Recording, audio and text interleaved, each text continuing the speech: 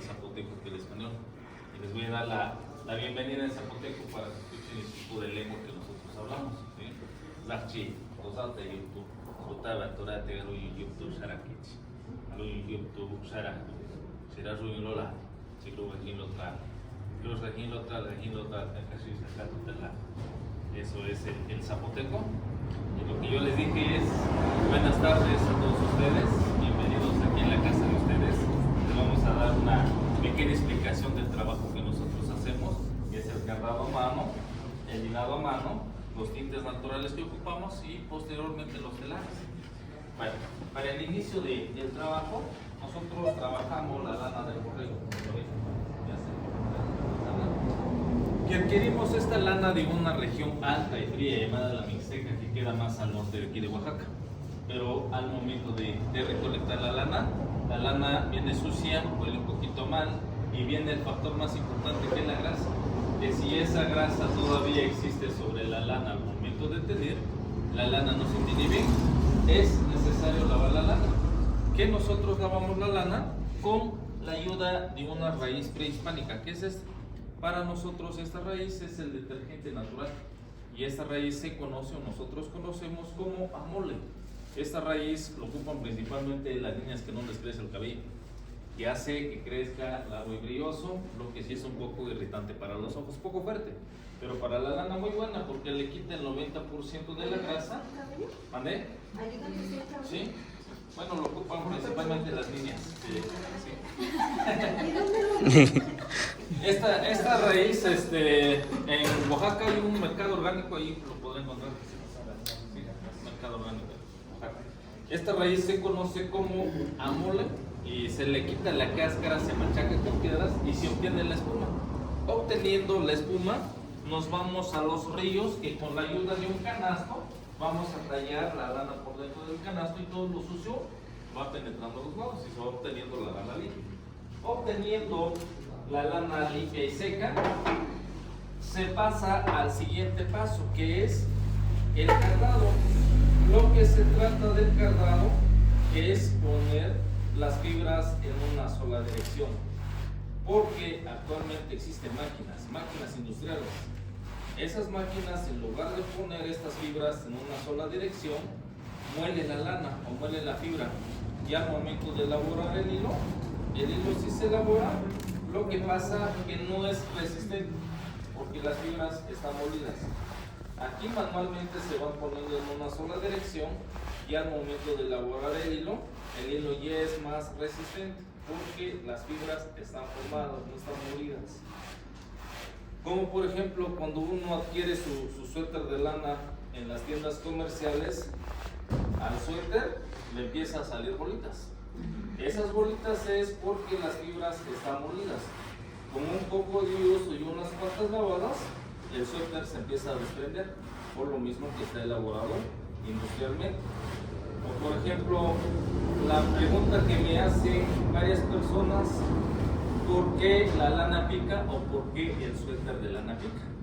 Pica porque al momento de elaborar el hilo industrialmente muelen con todo y las espinas que atrapan los borregos cuando van al campo.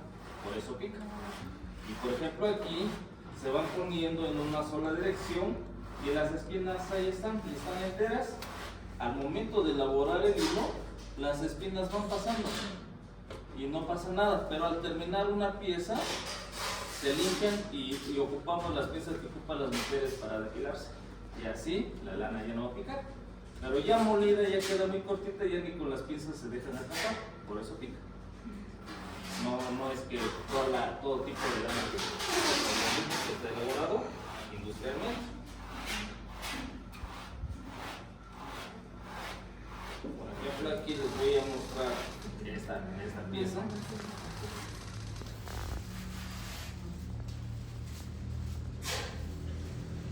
Por ejemplo, esta pieza se los voy a pasar.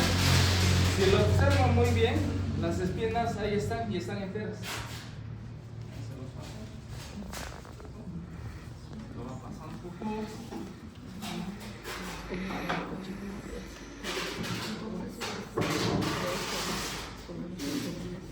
Por ejemplo, obtenemos las fibras en una sola dirección, se pasa al siguiente paso, que es el hilado. Por ejemplo, aquí se nos terminaron las fibras. También esto es lo que las máquinas industriales no pueden hacer, por lo que las fibras están fundidas. Aquí se sigue trabajando, pero sin la necesidad del nudo. Se entrelazaron y se sigue formando en una sola pieza. Y aquí ya es torsión y tensión.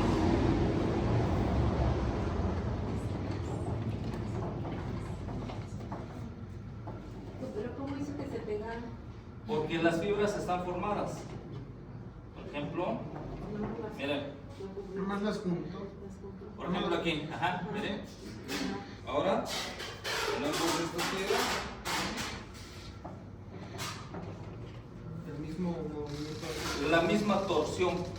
La torsión hace que se una.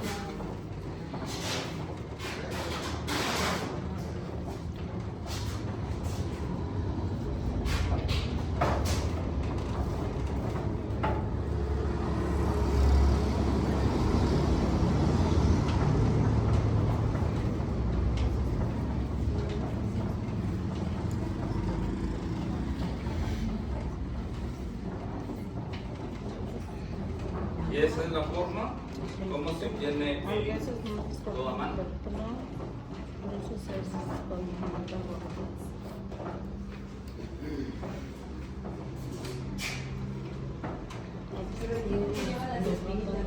¿Vale? Ahí todavía van espinitos o también se van relleno.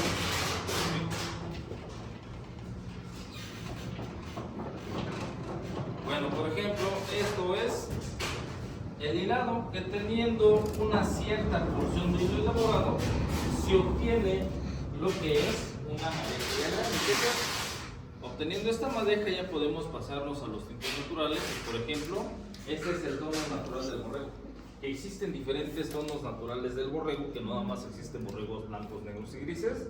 Las dos piezas que vemos de aquel lado, ahí vemos la variedad de tonos naturales del borrego. Ahí no vemos nada de tinte natural. Todo natural del borrego. Bueno, vamos a pasarnos a los tintes. Por ejemplo, este es el tono natural del borrego. Ahorita lo vemos cafecito, pero es el más conocido como el borrego negro, que nunca vemos un borrego tan negro que aquí vemos la diferencia. Por este está tenido. Para obtener este negro intenso, ponemos a hervir la lana junto con estas vainas. Esas vainas se conocen como huizache. Y esa vaina se tiene que machacar y por dentro encontramos semillas negras, y ese es el único color que tiene que hervir más tiempo, de 5 a 6 horas junto con la lana. Y al momento de que esté hirviendo se le pone sal natural como objetivo.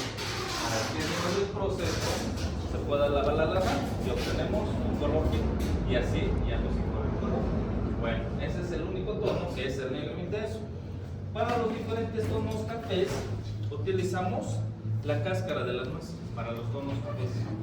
Si nosotros queremos un café más intenso, se le pone un poquito de cal o bicarbonato de sodio y el color cambia y obtenemos café más intenso. Esos son los tonos cafés que normalmente tienen que hervir de 1 a 2 horas y como objetivo se le pone sal natural. Verdes suaves y amarillos suaves, ocupamos el musgo de roca para los verdes suaves y amarillos suaves. Amarillos intensos, ocupamos lo más visto el mes pasado, la flor de cempasúchil, o también conocido como flor de muerto, ¿sí? Para los tonos amarillos. También para los tonos amarillos ocupamos la cáscara de la granada, que de igual manera pues tiene que hervir de 1 a 2 horas y como objetivo se le pone sal natural. También se aprovechan las semillas de la granada. Por ejemplo, aquí vemos estas semillas. ¿Qué color podemos obtener con estas semillas? En rojo. ¿O el qué? ¿Naranja? Rojo quemado, fuchsia, morado. Por ejemplo, aquí vemos estas semillas. Entre más roja sea la semilla, se obtiene un color más intenso. Entre más pálida sea la semilla, pues también se obtiene un color más pálido. Aquí le vamos a agregar, le agregamos, esto es cal que se le pone al comal para las tortillas, para que no se peguen. Y reventamos una, pero sin cal. Y vemos ese tono. Eso es sin cal. Pero mezclamos lo que tenemos con cal. Vamos a ponerle un poquito más.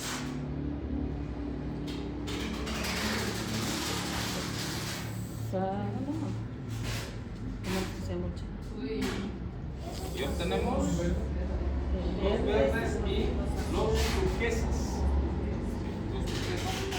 Entre más roja sean las semillas, se obtiene un verde más intenso o un turquesa más intenso. Ya no se obtuvo el rojo. De igual manera, pues tiene que hervir de 1 a 2 horas. ¿Y como es que activo? Se le pone sal natural. Esos son los tonos verdes y turquesas. Ahora vamos a conocer los azules, mundialmente conocido como índigo. Mundialmente conocido como índigo, esa es la fermentación de una pequeña planta tropical que se conoce como jiquilite, ya en pasta, mundialmente conocido como índigo o anil. Ese es el único color que no tiene que hervir, se puede tener en frío o a 60 grados. Si hierve, se quema el color y ya no nos da el tono azul. Y también ese es el único color que no se le pone sal como indicativo, se le pone ceniza, que es más alcalino para ese tono. Y también es el color que actualmente se está ocupando para los jeans de la línea de Levi's, pero en una sola marca de la línea de Levi's, que es el Silver Tap. Y eso casi no, en México casi no lo ven, jamás en el extranjero, un poco más caro. Bueno, esos son los tonos azules. ¿El índigo dónde lo encuentras? Es la pasta la compramos aquí en un pueblo de Oaxaca que se llama Niltepec, a 5 horas, en la costa de Oaxaca. Bueno, ahora vamos a conocer las cochinillas. ¿Sí conocen las cochinillas? No. Sí conocen. Pero no de las manos de abajo. Las cochinillas es el parásito del nopal. Y las cochinillas se dan en 2 clases de nopal, que es nopal de Castilla y San Gabriel, que no tiene nada de espinas, que son las 2 únicas especies que producen la savia con lo que se puede alimentar la grana cochinilla, porque hay otro tipo de cochinillas muy similares, pero se plagan en árboles, en plantas o en rosas, y esas se conocen como cochinillas silvestres.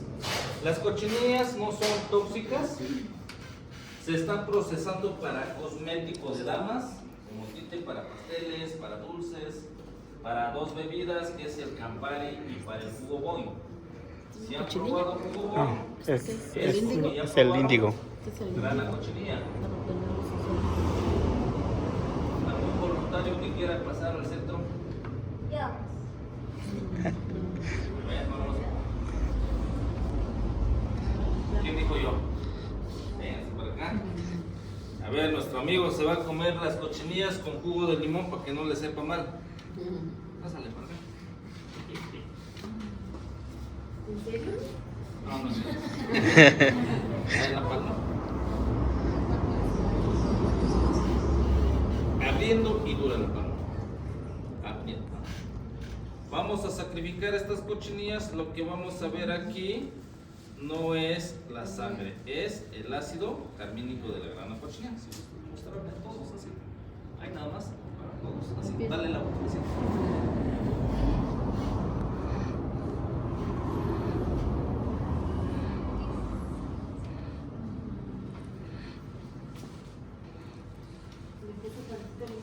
No, sin limón.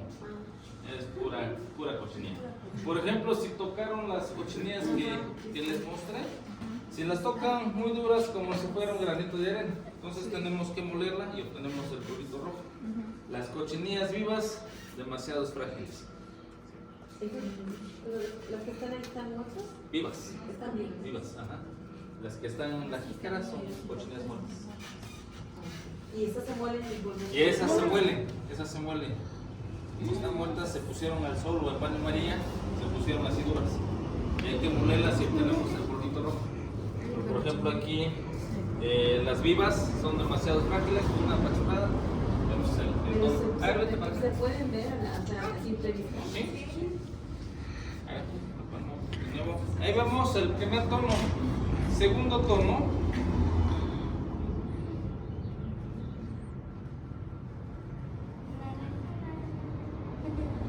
Así nomás vamos a hacerlo. Ahí vemos el segundo tono. Entre más jugo de limón, más anaranjado. ¿Sí? Entre más jugo de limón. Ahí vemos segundo tono. Tercer tono. Si nosotros le ponemos cal, ¿qué color podemos obtener? No, azul. ¿Dónde? Azul, verde. Esto es cal, vas a sentir calientito, no va a pasar nada. Después del tercer día se te va a caer la palma de la mano.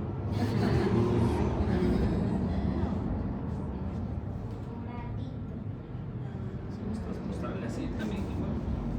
Aquí nada más, mira, así nada más. Ay, el morado. Y vemos qué bonito. el tercer tono. Cuarto tono, le agregamos, esto es bicarbonato.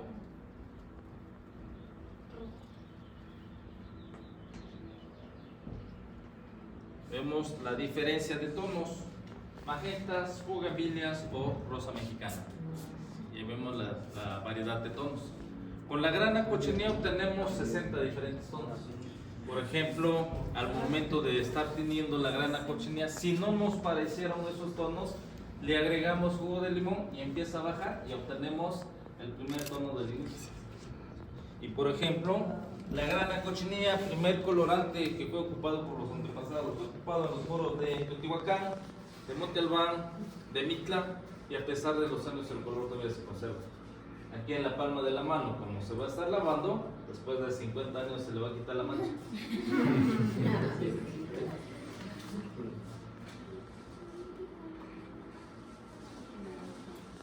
Gracias.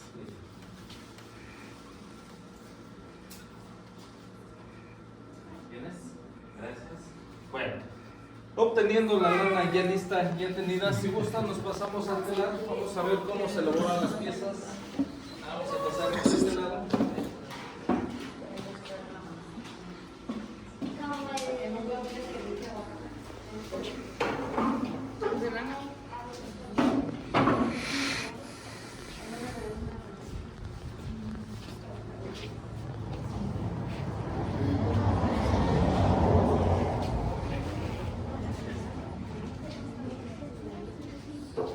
Bueno, esto es el telar más conocido como telares de pedal, y el telar está compuesto por estas dos piezas que conocemos como mallas. Estas dos piezas están sujetadas a dos pedales de abajo que van cambiando de posición en un timbre, que una se va para arriba y otra va para abajo. Esto es el peine de telar. Esto sirve para prensar la lana, siempre y cuando lo que se va a elaborar sea con líneas rectas, porque con líneas curviadas se trabajan con este peine. Y este peine nos ayuda a elaborar las líneas curviadas, como por ejemplo aquí vemos estos dos hoyitos que vemos ahí. Si, y este peine no le logra dar golpe, entonces vamos a estar rellenando con esto. Y esto es lo que nos va a ayudar a hacer todas las líneas curviadas. Y para elaborar también líneas curviadas, lo primero que hay que hacer es un patrón. Por ejemplo, aquí vemos este patrón de un pitón más conocido como miró o miró, que es la línea viendo al sol. Obteniendo el patrón al cierto tamaño que uno va a elaborar la pieza, se pone debajo del timbre y se va calcando. Ya calcado, y calcamos alrededor de 15 a 20 centímetros. Ya calcado estos 15 o 20 centímetros, ya podemos trabajar la figura. Por ejemplo, aquí vamos a seguir trabajando.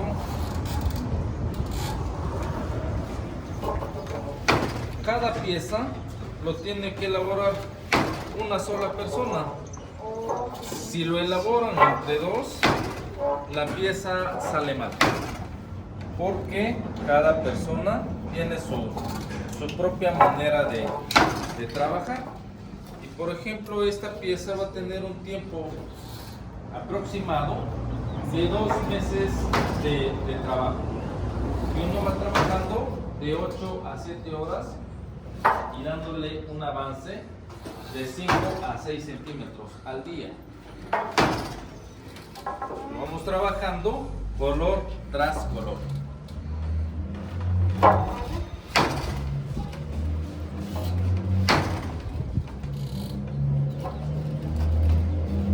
Por ejemplo, esta pieza, por la línea curviada, necesitamos lo que es el patrón. Esta pieza pequeña que vemos aquí en la entrada, ese se conoce como diseño geométrico. Para elaborar ese tipo de trabajo se elaboran a través del conteo de hilos y mentalmente. En ese tipo de trabajos no se requiere ni patrón, únicamente conteo y mental.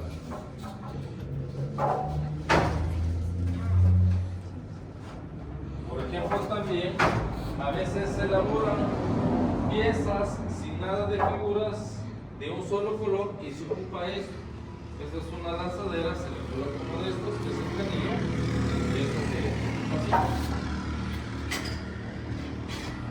Lo más rápido, lo más práctico para elaborar una pieza. Pero esta pieza únicamente se ocupó en los 5 centímetros del inicio de la pieza. Y empezando la figura, se eliminó esta pieza. Ya no podemos trabajar con esta pieza. Y por ejemplo, llegamos de este lado y volvemos a empezar de este lado y así sucesivamente. No podemos trabajar en cualquier parte de la figura. Por ejemplo, esto es el tejido. Ahora, si gustan pasar, vamos a ver una pieza que tiene un poco más de 100 años. ¿Gustan pasar de este lado? Y lo pueden hacer de este lado.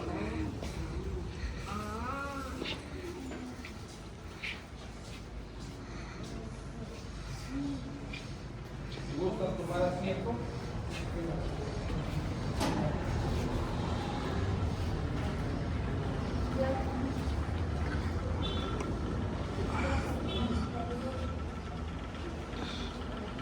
Por ejemplo, el proceso que se les dio del cardado, el hilado, los tintes, lo dejó mi abuelo, después siguieron mis abuelitos, después siguieron nuestros padres, y ahora seguimos nosotros, que somos prácticamente la cuarta generación, tratando de conservar lo que es la técnica antigua.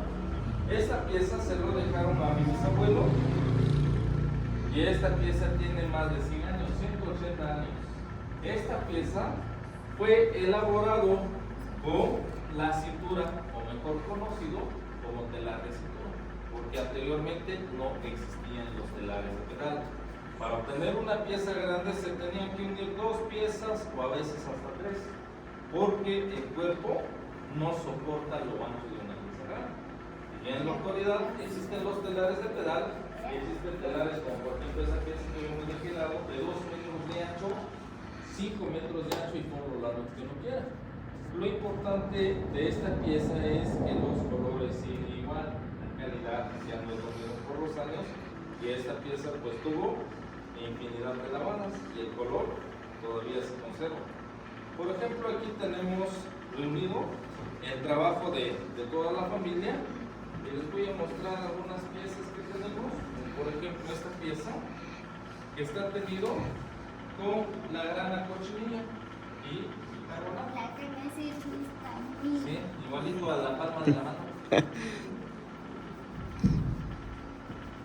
Por ejemplo, la lana, entre más se pisa, más se compacta. Son lavables con agua fría, shampoo suave y un cepillo duro. El cepillo duro consiste en lo que es una escoba, que hay personas que al momento de escuchar el cepillo duro, pues piensan que la pieza se va a echar a perder. Pero por ejemplo, nosotros al terminar una pieza las limpiamos y las limpiamos con esta pieza. Se los paso para que vean con qué les limpiamos las piezas. Se lo voy a pasar por favor.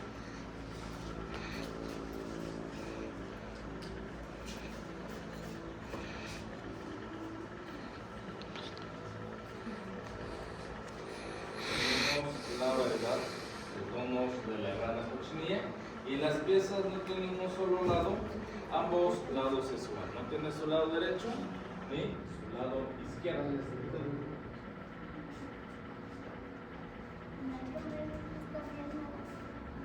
deportes, ahí no me va a